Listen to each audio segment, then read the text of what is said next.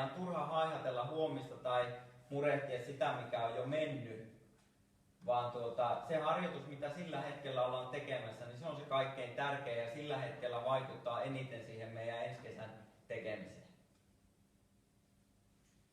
Täällä on vielä, että kun jokainen ajattelee tällä samalla tavalla joka päivä, niin silloin taso nousee niillä yksilöillä ja sitä kautta koko joukkueella.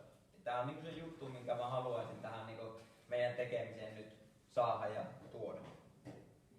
Sitten siellä on mainittu ne roolit, joka tietysti roolipelaamisena koostuu, ja sitten siellä on tuo taustatiimi, ja Jukalle kyllä iso hatunnosto siitä, että uskoisin, että jokainen pelaaja voi allekirjoittaa se, että meillä kyllä niin taustat on tässä seurassa kunnossa, että ei meidän tarvitse sellaisia juttuja murehtia. Et kyllä täällä niin kuin, vaikka ei ole kyse ammattilaisurheilusta ja ei ole isosta seurasta kyse, mutta niin jos ajatellaan tätä meidän tekemistä täällä, niin kyllä me saadaan keskittyä siihen, mihin meidän pitääkin ja tehdä se, että mitään niin tekosyytä siltä puolelta ei pysty kukaan kaivamaan. Sitten näistä asioista se luottamus tämän kokonaisuuteen meidän joukkueeseen niin rakentuu.